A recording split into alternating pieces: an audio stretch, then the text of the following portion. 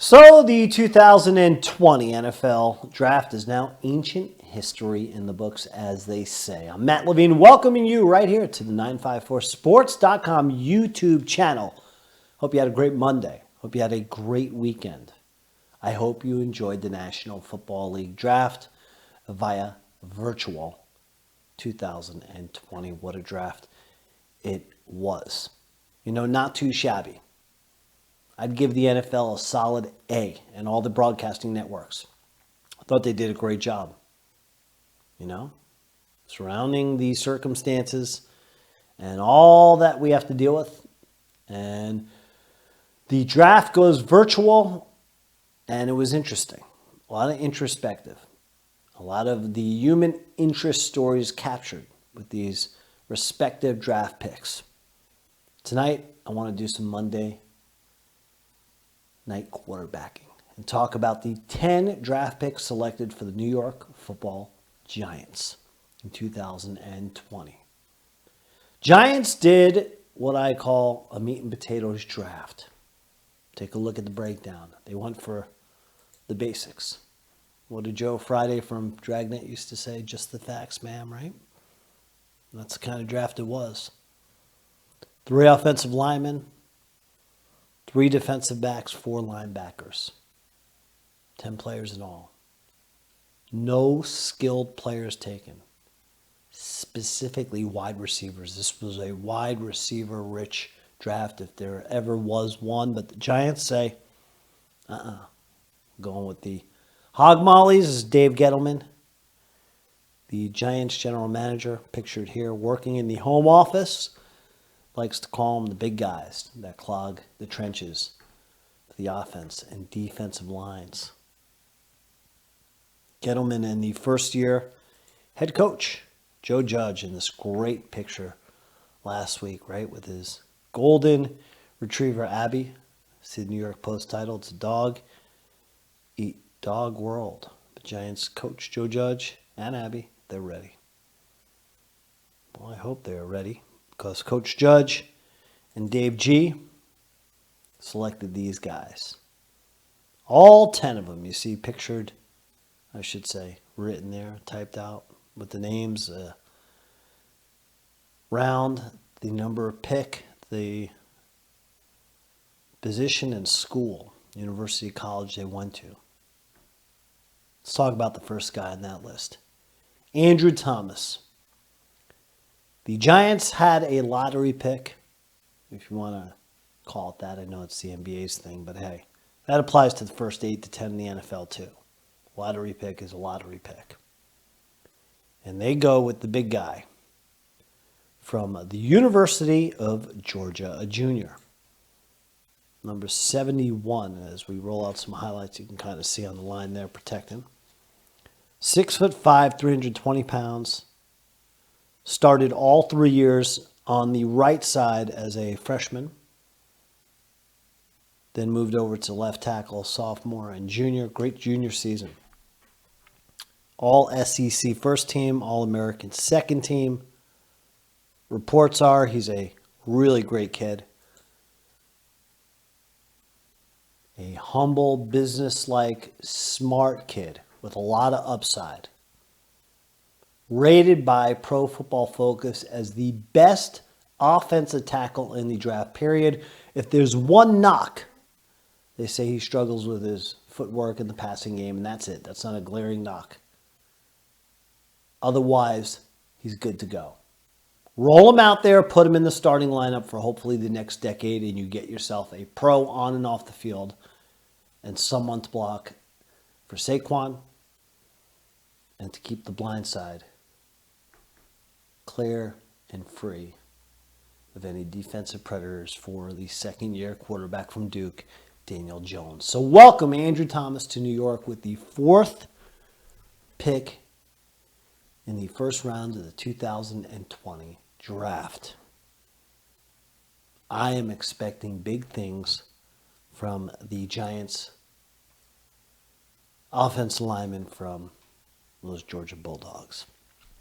Now, the Giants, as I mentioned, had 3 linemen taken. All offensive hog mollies. In addition to Thomas going 4th overall, the 99th pick in the draft, in the 3rd round, an offensive tackle and a big dude at that, from Storrs, Connecticut, played for the Yukon Huskies. 6'7", 318 pounds. Jamaican born and raised before moving to the Bronx as a kid. Now gets to play for the team. He's pictured number 65 in the video that he grew up rooting for. The knock on him, raw, a project. The attributes, great athleticism for his size. Lean at 318, can put on some more weight. The longest arms, lengthwise, at the combine. Again, Matt Pert from Yukon is now a New York Giant. The 3rd of those offensive linemen selected, this dude right here. The Oregon Ducks seem to have more uniforms than anyone in sports, period. There you see number 68 with the fluorescent numbers on the greenish gray Ducks uniform. Giants quacked their way to this pick. 150th overall in the 5th round. 6'4", 310. Ran a 5'11", 15th best out of the offensive lineman in the combine. Not known for his athleticism. It's a little bit of the knock. The overall strength, tough, smart, gritty. 52 starts in college at left guard. Another guy with high character strengths for the New York Football Giants. So those are the 3 offensive linemen the Giants select. All supposedly good dudes. On paper, they look great. Again, thumbs up to Dave G. I like the selection. No quarrels, no qualms. I think he did a good job at getting the highest ranked tackle on the board and sliding him in the Big Apple at number 4. We'll see if Pert from UConn, the 99th pick, and Lemieux, the 150th pick, if they can work out. Odds are one of the two will, right? Let's continue on with the draft. Remember the breakout. Told you about the 3 linemen. Next up, the defensive backs. Of all the picks in the 10, and I know I'm just starting to review number 4, I would say the second pick for the Giants in the 2020 draft, in the 2nd round at number 36th overall, Xavier McKinney was probably the best one. And we're not even at May 1st yet, I know. On paper, right? Literally, on paper. There you again. I'll keep showing this. All 10 picks. McKinney right there. Safety from Alabama. Let's roll the highlights. Number 15 in your program. And a darn good one. Not the program, the player. The program's fictional, right? Anyway, versatile. That's his strength, versatility. Fell to the 2nd round, they say, because of a slow combine 40. 4.63, cramped up. Only 20 years old. Great athleticism, a ball hawk, a guy who can play in sub-linebacker packages, a little bit of a hybrid, 6'1", 220, going to look nice in that defensive backfield with Mr. Peppers. Interestingly enough, I think there's a little bit of a honey badger feel to this guy. Again, hybrid. Versatility. I love versatility when it comes to slotting in a safety. That's almost like a linebacker. Great pick. Supposed to be a tremendous kid. Joe Judge has history working for Nick Saban at one time at Alabama. So you know the GOAT down there in Alabama. And Saban gave his thumbs up and the blessing to Joe Judge. One Sunday slop up to East Rutherford. I mean, Landon Collins worked out pretty well from Alabama for the Giants for 4 years, right? Then became a Redskin, we know. Anyway, that's where the Giants go, again with the 36th pick. The first of the 3 defensive backs they select. The next one I want to tell you about is this kid right here. Supposed to be a great pick, a steal, you might call it. 4th round, 110th overall, Darnay Holmes, cornerback from UCLA. Slot corner, 5'9" small. It's a little bit of the knock, but the speed is there. 4.48 40. Ball hawk in his own right. His dad played running back, Derek Sr., for about 5 years in the NFL. I vaguely remember him. Overall, supposed to be a great kid, a knack for getting to the ball, a knack for making things happen, and supposed to play with the engine running full speed at all times. That's a great play right there. So he becomes the second of the 3 Giant defensive backs. I like it. On tape, he looks damn good, right? So we tell you about McKinney. We tell you about Holmes. Let's tell you about a dude named Chris Williamson. There's Chris Williamson right here, taking a knee for the Minnesota Golden Gophers. Selected in the 7th round, one of a handful of players the Giants had in the 7th, right? 4 picks. Williamson was the 3rd of the 4th. Started his career with the Florida Gators for a couple of years, transferred, sat out a year because of the transfer rule, played for a season, mainly a slot corner for Minnesota. They think he could be a nickel corner for the Giants specifically in those packages. We'll see. Could contribute if he's going to make the team on special teams. 6 foot exactly, 205 pounds. So that's Chris Williamson. Again, take a look at the breakdown. As we've told you about the offensive linemen, the DBs. Now, we get to the linebackers. And I'll tell you this. I'm a New York Giant fan my whole life. And until like the last 4 or 5 years, the Giants as a franchise in their century existence throughout my lifetime have always been known for their linebackers. And the cupboard has been bare, to say the least, for the New York Giants. It's time to restock, rebuild the linebacking corps.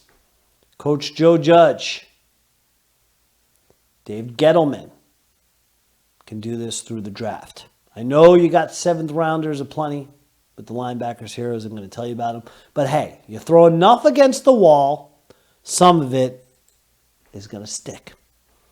So let's tell you about these LBs for the New York Giants in the draft 2020. This guy right here is tall. Big dude, you can see him just hovering over the defender in that picture. Looks like there's a bit of a collision there, right? It's Cam Brown for Penn State, 6'5", 233. Big kid, team captain, 3rd team All Big Ten last year as a senior in Happy Valley. Great career at Penn State. Knocking them, weak against the run. Strength, pass rush.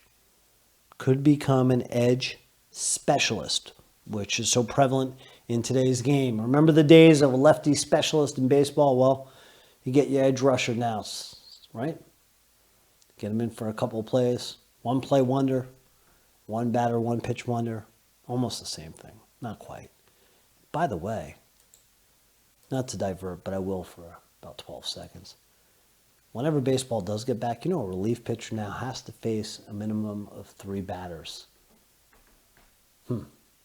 Bye-bye to the days of the lefty specialist. Almost 12 seconds. Okay. So we tell you about Cam Brown. Next up, let's tell you about We told you about one Golden Gopher. Let's tell you about another one flexing his muscles right there. That's Caraun Coughlin. No relation to two-time Super Bowl winning coach Tom Coughlin. Seems like the Coughlin days were so long ago. They really weren't, right? Just a lot of coaching changes between Coughlin and Coach Judge. He goes 6'3", 236 pounds, great size. A little bit of a knock, though, a tweener in college, so you don't know his full identity, meaning he played on defensive line and at linebacker, but had a solid career. Goes in the 7th round, 218th overall. Cam Brown, who I showed you from Penn State, not sure if I mentioned it, I forget. So he went 6th in the 6th round at 183rd overall. But Coughlin here, who goes 218th overall, he was a 3-year starter at Minnesota, an academic Big Ten player. And as I said, a lot of these guys, right? I talked about the linemen, high character guys for the Giants. Not surprised. There's definitely a semblance of what Coach Judge learned with Coach Belichick up in Foxborough that made its way down I-95, Interstate 95, south to East Rutherford. You see that. The Giants want to take great football players and great ambassadors for their organization. Good guys on the field, good guys off the field. I sense that. And no knock against the last regime with Coach Pat. I think he was all about getting high character guys as well. Just didn't win as many football games. You hope Coach Judge does. Let's continue on with the 7th round picks. Next guy up, this guy right here from South Carolina. Great smile. Played mostly inside linebacker in college. TJ Brunson, 6'2", 230. 7th round, 238th overall in the draft. Listen to this number. 283 tackles in his career. Wow. That's a guy who's a ball magnet. Drawn to the player with the ball, bring him down. 2-time captain, another high character guy. Gritty, physical. Maybe he makes it on special teams as well. And that clogged linebacker log jam. Again, Big Blue. Throw a bunch of linebackers out there, see what you come up with. You should get some winners. Remember the Giants last year? Drafted a linebacker in Dan Connolly from Wisconsin who looked superb.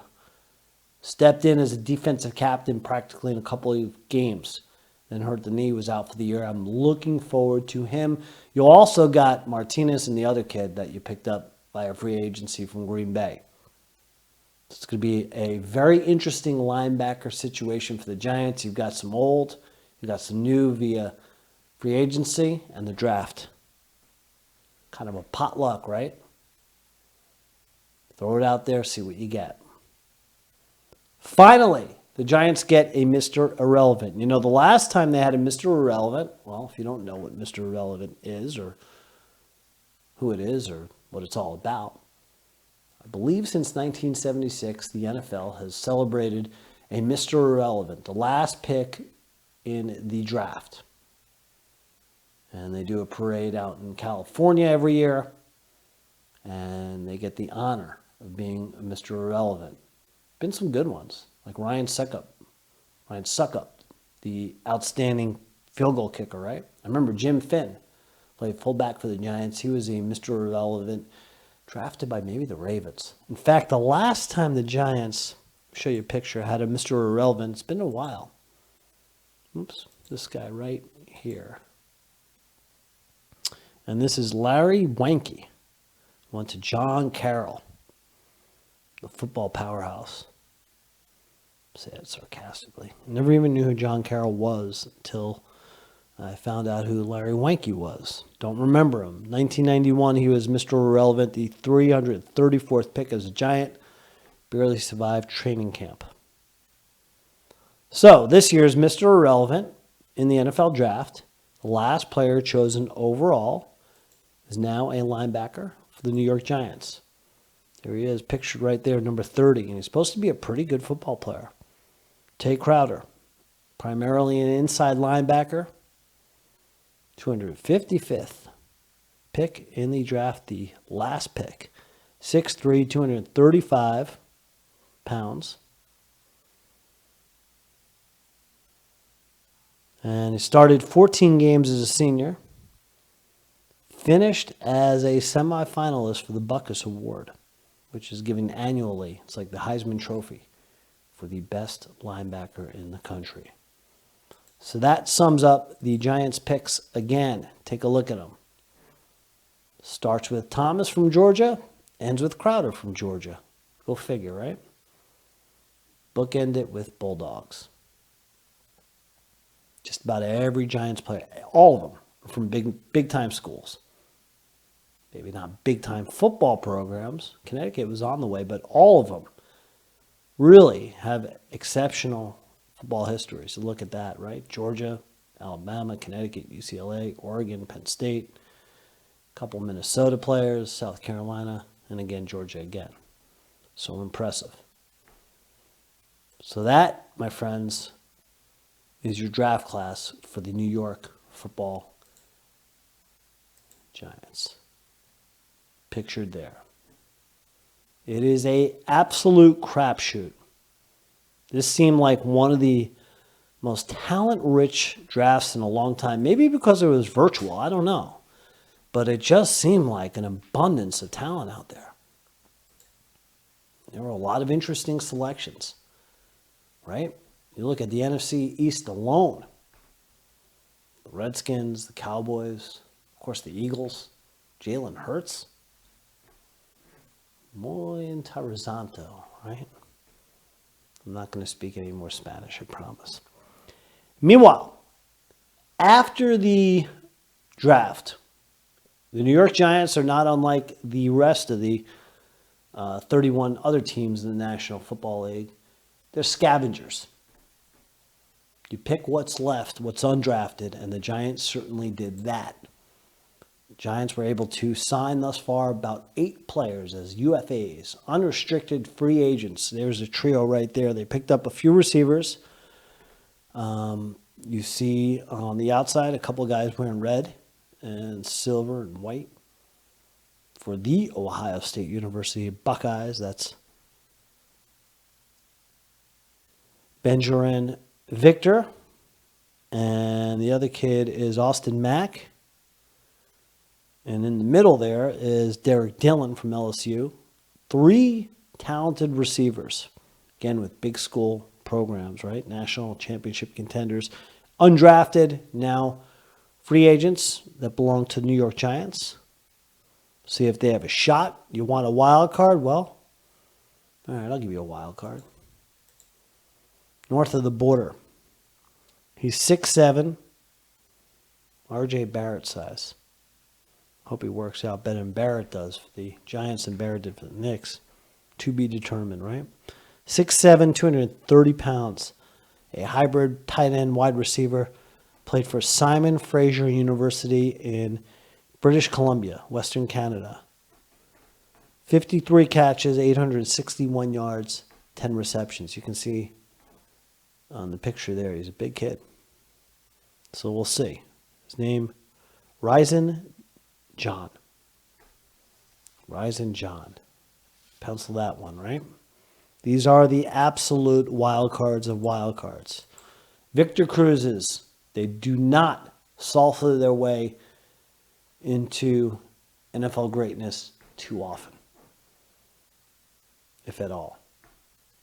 Diamonds in the absolute rough.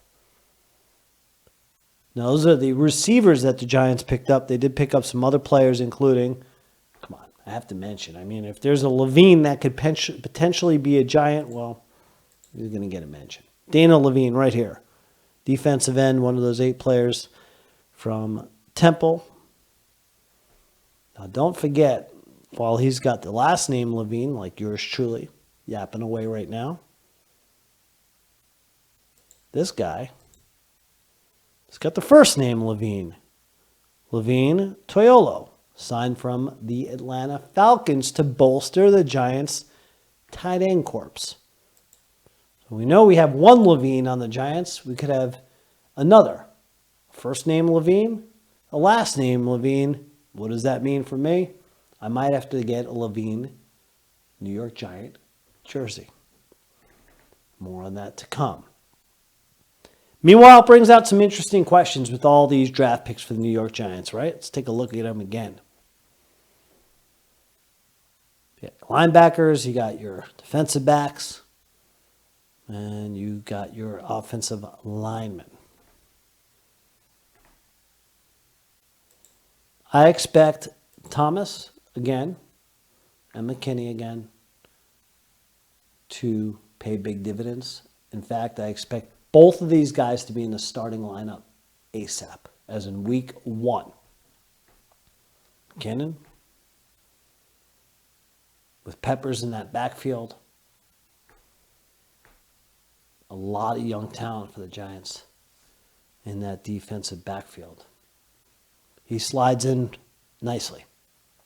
Thomas, I expect him to slide in to left tackle. Get the most coveted position on the offensive line as a rookie and alleviate Nate Solder, who has been a bust as a free agent. Nate's getting up there in age. He certainly has played it. Put him on the right side, a lot less pressure, and I think he'd be better off. I think Daniel Jones would be better off. I think Saquon Barkley would be better off as well. Now, I said it. There's no skill players that were selected. So, real quick, it's going to be interesting to see if those undrafted free agents could make a dent. Because right now, if you look at the wide receivers, you got Tate. He's going to be 32 by the time the season starts. I'm a big fan of Golden Tate. I think he's a young 32. Of course, this guy last year, spectacular. Slayton, right? Darius Slayton, a 5th-round pick out of Auburn, led the Giants with touchdown receptions. A vital part of the offense with Daniel Jones last year. Gave a lot of hope. Talked about Levine Toyolo. He may need to contribute because Evan Ingram has been an injury-prone player, question mark regarding the health of the Giants. You don't know how healthy he'll be. So tight end remains a question, and when he's healthy, I love this guy right here. Sterling Shepard. When he's healthy, but he's battled injuries. So it's interesting. The Giants go through that draft not attacking the wide receiver position. And again, it goes back to the meat and potatoes, really. Linebackers and the substance with the offensive linemen and the defensive backs. So you've got some talent that coach Joe Judge, we'll call him head judge, right? Combining that in. Joe Judge right there. I got to show that picture. You got to love it. He inherits some talent. He gets a whole new allotment of talent that are guys he helped select his first draft class into the mix. You get some free agents. And you get a pool of players now that'll come together and eventually make up the Giants 53. So it'll be very interesting to see how these new batch of New York Giant rookies come along and become into potential professionals. And you hope they become potentially very good ones and Pro Bowlers at that. You got 10 of them. Again, it's a crapshoot. To me, it's a 50-50 proposition. You get 5 of the 10 that work out. And you hope to get your first 2, right? Talked about it already. With Thomas and McKinnon, you hope to slide those, McKinney, you hope to slide those 2 guys in there for a very long time as linchpins in your defensive and offensive lineups respectively. Too early for me to give a grade. And it's too many picks. But I will say this. I'll give it the old thumbs up. No question about that. I think the Giants did a good job in addressing needs. Again, getting Coach Judge some guys that I'm sure he wants to start his career out as a head coach with and make them into his guys.